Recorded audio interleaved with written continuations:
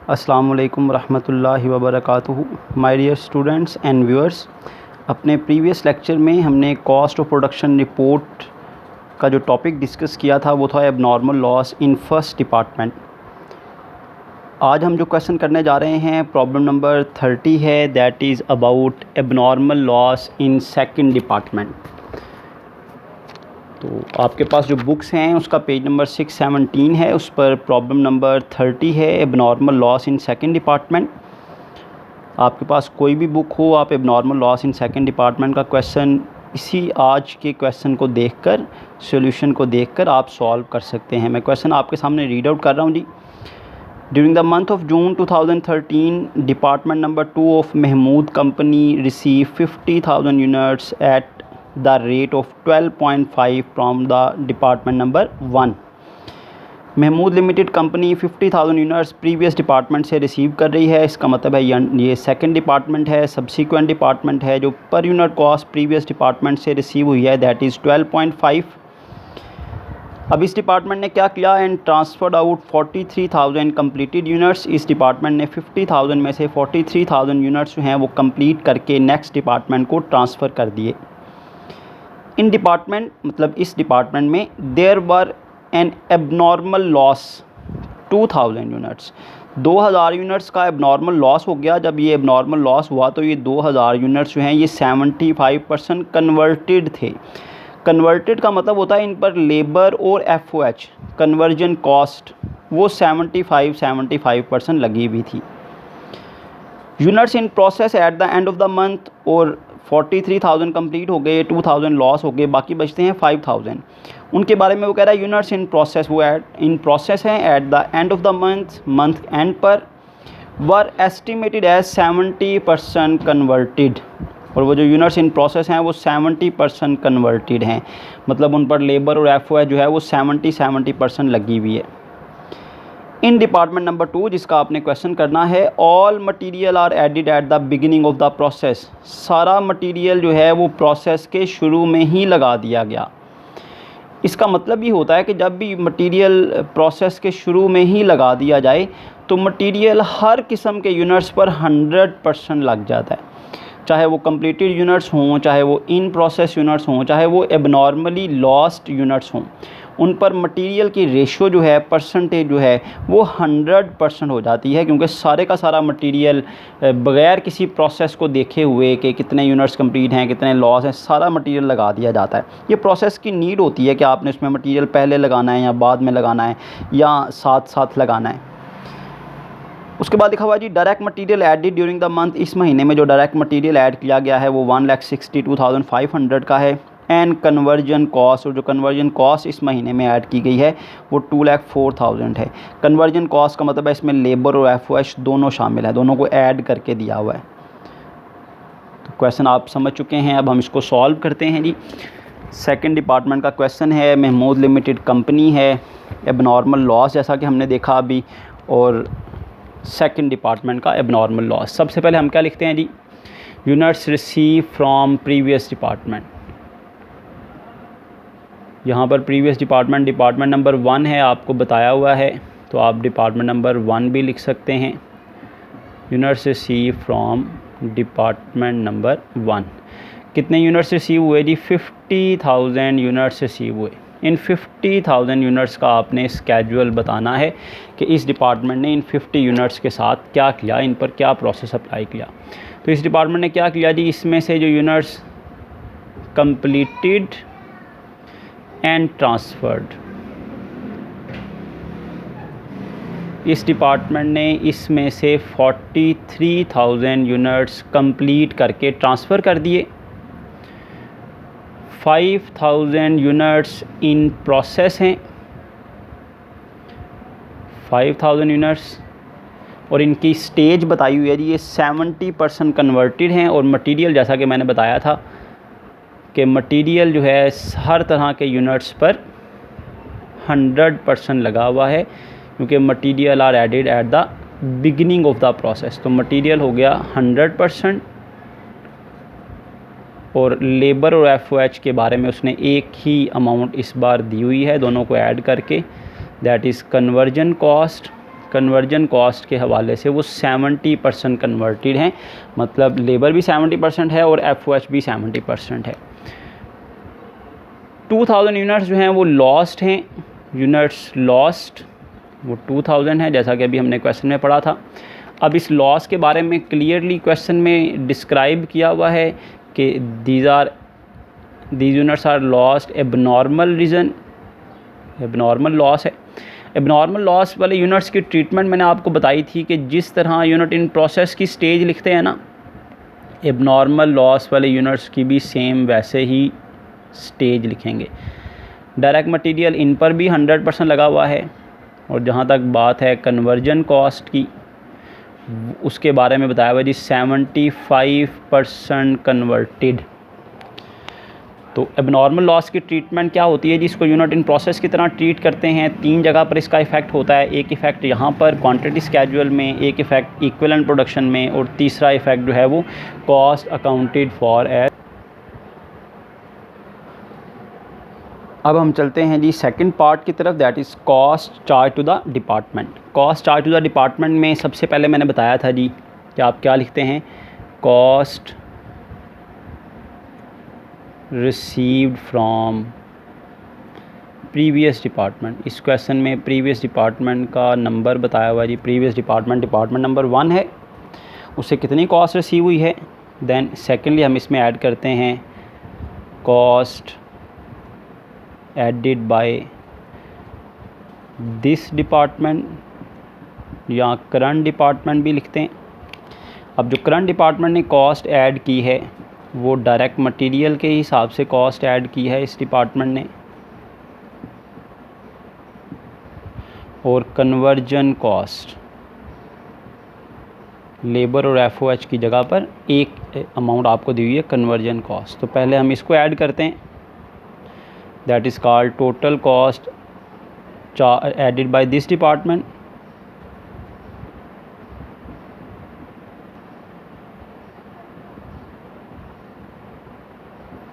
इस डिपार्टमेंट ने जो कॉस्ट ऐड की है, उसके बाद हम टोटल कर देते हैं प्रीवियस और करंट डिपार्टमेंट की कॉस्ट का, A + B। तो इसको हम लिखते हैं जी total cost to be accounted for, total cost to be accounted for. तो सबसे पहले हम लिखते हैं जी cost receive from previous department. आपको क्वेश्चन में बताया हुआ है कि प्रीवियस डिपार्टमेंट से 50,000 यूनिट्स आए हैं और वो अपने साथ 12.50 की कॉस्ट साथ लेकर आए हैं। तो अगर आप 50,000 को मल्टीप्लाई करें 12.5 के साथ, तो cost receive from previous department आपके पास आ जाएगी 6,25,000, 6,25,000 that is cost receive from previous department, क्योंकि प्रीवियस डिपार्टमेंट के यूनिट्स भी थे और प्रीवियस डिपार्टमेंट की पर यूनिट कॉस्ट भी थी। उसके बाद हमने लिखना है जी कितनी कॉस्ट करंट डिपार्टमेंट ने ऐड की है। तो करंट डिपार्टमेंट ने मटेरियल की कॉस्ट ऐड की है 1,62,500, और करंट डिपार्टमेंट ने कन्वर्जन कॉस्ट ऐड की है 2,04,000। जैसा कि मैं बार बार बता रहा हूँ जी, कन्वर्जन कॉस्ट का मतलब है इसमें लेबर भी शामिल है और FOH भी शामिल है। तो पहले हमने इन दोनों को ऐड करना है, याद आएगी cost added by this department जाएगी जी 3,66,500। जब हम डायरेक्ट मटेरियल और कन्वर्जन कॉस्ट को ऐड करेंगे तो आपके पास कॉस्ट आ जाएगी 3,66,500। अब हमने क्या करना है, प्रीवियस और करंट दोनों को ऐड करना है ताकि टोटल कॉस्ट का हमें पता चले। 6,25,000 में ये 3,66,500 ऐड कर दें तो आपके पास कॉस्ट आ जाएगी 9,91,500। This is total cost to be accounted for, जिसका हमने हिसाब देना है। अब हमें इस हिस्से के लिए चाहिए जी per unit cost. Per unit cost के लिए हम आ जाते हैं कहाँ पर, कंप्यूटेशन एक्सप्लेन पर। प्रीवियस डिपार्टमेंट की पर यूनिट कॉस्ट वैसे तो आपको गिवन है, अदरवाइज़ अगर आपने फाइंड आउट भी करनी हो तो प्रीवियस डिपार्टमेंट से रिसीव होने वाली ये जो कॉस्ट है इसको डिवाइड कर देते हैं प्रीवियस डिपार्टमेंट से रिसीव होने वाले यूनिट्स पर। एबनॉर्मल लॉस ऑल्दो है, लेकिन एबनॉर्मल लॉस का इफ़ेक्ट जो है वो वर्क इन प्रोसेस का इफ़ेक्ट जैसे जैसे होता है वैसे करना है। एक इफ़ेक्ट यहाँ पर हो गया, एक इक्विवेलेंट प्रोडक्शन में करेंगे और एक cost accounted for as follows में करेंगे। तो ये प्रीवियस डिपार्टमेंट की पर यूनिट कॉस्ट तो गिवन है। करंट डिपार्टमेंट की पर यूनिट कॉस्ट निकालने के लिए हम क्या करते हैं जी, पहले इसकी कॉस्ट लिखते हैं जी। मटीरियल की कॉस्ट जो इस डिपार्टमेंट ने लगाई है 1,62,500। कन्वर्जन कॉस्ट जो इस डिपार्टमेंट ने लगाई है दैट इज़ 2,04,000। अब डिनोमिनेटर में हमें यूनिट्स चाहिए और यूनिट्स के लिए हम किस पर आ जाते हैं, इक्विवेलेंट प्रोडक्शन पर। इक्विवेलेंट प्रोडक्शन का मतलब ये है जी, आपने बताना है कितने यूनिट्स मटेरियल के हिसाब से कंप्लीट हैं, कितने यूनिट्स लेबर के हिसाब से कंप्लीट हैं और कितने यूनिट एफओएच के हिसाब से कंप्लीट हैं। और इस क्वेश्चन में लेबर और एफओएच की जगह पर कन्वर्जन कॉस्ट है। इक्विवेलेंट प्रोडक्शन का मैंने आसान तरीका आपको बताया हुआ है कि इक्विवेलेंट प्रोडक्शन बनाने के लिए आप क्वांटिटी स्केड्यूल के इस हिस्से को देखें। सबसे पहले क्या लिखा हुआ है, 43,000 यूनिट्स कंप्लीटेड एंड ट्रांसफर्ड हैं। इसका मतलब है ये 43,000 यूनिट्स जो है ना, ये मटेरियल के हिसाब से भी 100% हैं, लेबर और एफओएच मतलब कन्वर्जन कॉस्ट के हिसाब से भी 100% हैं। उसके बाद इसमें लिखें जी यूनिट्स इन प्रोसेस। इक्विवेलेंट का मतलब ये है जब आपने यूनिट्स लिखने हैं तो उनको उनकी स्टेज के हिसाब से लिखना है। तो मटेरियल के हिसाब से ये 100% हैं, इनके साथ 100% लिख दें। और कन्वर्जन कॉस्ट के लिहाज से ये 70% है, तो ये 70% लिख दें।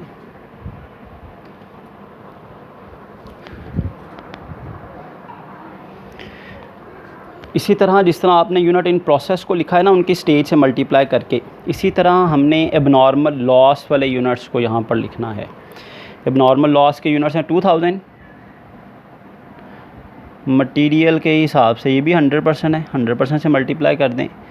कन्वर्जन कॉस्ट के लिहाज से ये हैं जी 75%, तो इनका 75% ले लें।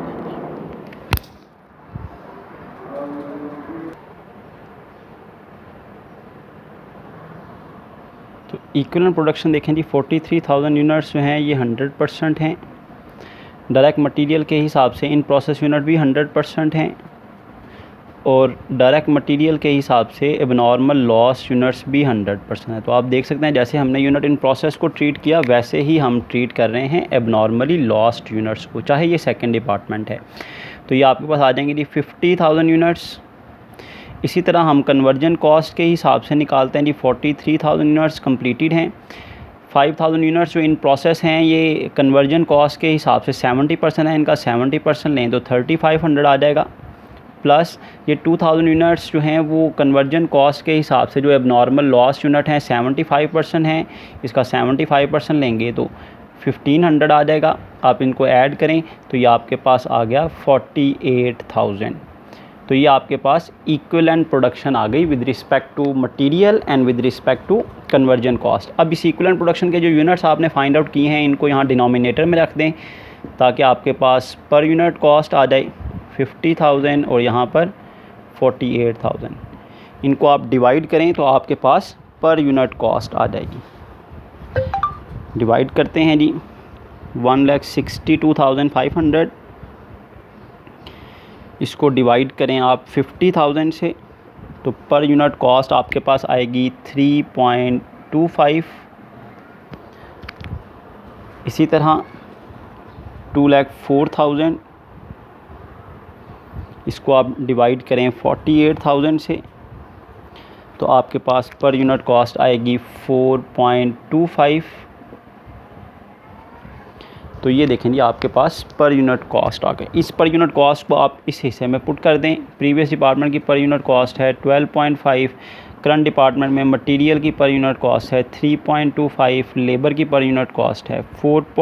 लेबर मतलब कन्वर्जन कॉस्ट और एफओएच, लेबर और एफओएच इन दोनों को ऐड करें तो ये आ जाएगी 7.5 करंट डिपार्टमेंट की है, 12.5 प्रीवियस डिपार्टमेंट की है, दोनों को ऐड करें तो आ जाएगी 20.0। ये आपके पास अब तक की पर यूनिट कॉस्ट आ गई। तो ये 3 सेक्शंस 3 पार्ट्स जो हैं वो हमारे कंप्लीट हो गए। लास्ट पार्ट थर्ड पार्ट की तरफ चलते हैं। Cost accounted for as follows. Cost accounted for as follows में भी अब नॉर्मल लॉस का इफेक्ट होना है। मैंने आपको बताया था कॉस्ट का हिसाब का अकाउंटेड फॉर का मतलब है जी ये कि जो टोटल कॉस्ट आई है 9,91,500, आपने इसका हिसाब देना है, बताना है भाई इसमें से कितनी कॉस्ट कंप्लीटेड पर लगी, कितनी इन प्रोसेस पर लगी, क्योंकि अब नॉर्मल लॉस है तो ये भी बताना है कितनी कॉस्ट अब नॉर्मली लॉस्ट यूनिट पर लगेगी। जिस तरह वर्क इन प्रोसेस का बताते हैं वैसे ही इसका बता देंगे। तो सबसे पहले हम बताते हैं जी कितनी कॉस्ट इस पर लगी, तो हम लिखेंगे cost of units completed and transferred. कितने यूनिट्स कंप्लीट होकर ट्रांसफ़र हुए हैं जी 43,000। इनकी पर यूनिट कॉस्ट कितनी है जी, ये आपने फाइंड आउट की है 20 मल्टीप्लाई कर दें जी, तो ये आएगा 8,60,000। 8,60,000 आपके पास आ गई cost of units completed and transferred. अब आ जाए जी सेकंड कैटेगरी, वो है यूनिट्स इन प्रोसेस। तो आप बताएं जी cost of units in process कितनी है।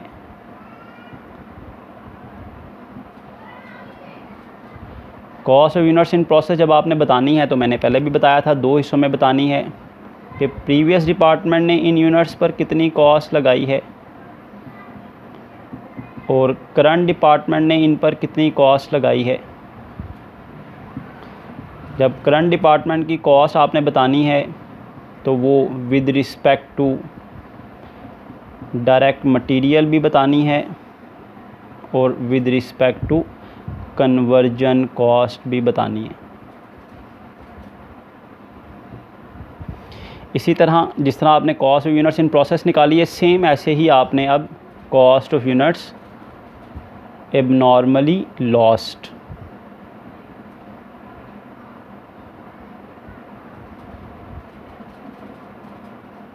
इनकी कॉस्ट भी बतानी है। सेम ऐसे जैसे आपने यूनिट्स इन प्रोसेस की बताई है, वो भी 2 हिस्सों में। प्रीवियस डिपार्टमेंट ने कितनी कॉस्ट लगाई थी और करंट डिपार्टमेंट ने इन पर कितनी कॉस्ट लगाई है। जब करंट डिपार्टमेंट की कॉस्ट बतानी है तो वही बात दोबारा से with respect to direct material भी and with respect to factory with respect to conversion cost भी, सेम वही पैटर्न जी। तो सबसे पहले आ जाए जी cost of units in process. Units in process कितने थे जी 5,000। प्रीवियस डिपार्टमेंट से कितनी कॉस्ट लेकर आए 12.5। प्रीवियस डिपार्टमेंट से आने वाला हर यूनिट 12.5 का था। तो 5,000 को मल्टीप्लाई करें जी आप 12.5 के साथ, आपके पास आ जाएगा 62,500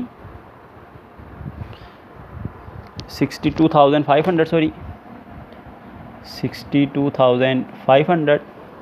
अब जब करंट डिपार्टमेंट की कॉस्ट बतानी है यूनिट इन प्रोसेस की, तो पहले करंट डिपार्टमेंट में देख लें मटेरियल के हिसाब से कितने यूनिट्स हैं 100% है नहीं, तो यहाँ 5,000 ही आ जाएगा। कन्वर्जन कॉस्ट के हिसाब से कितने यूनिट्स इन प्रोसेस से 70% लिया तो 3,500 आ गया।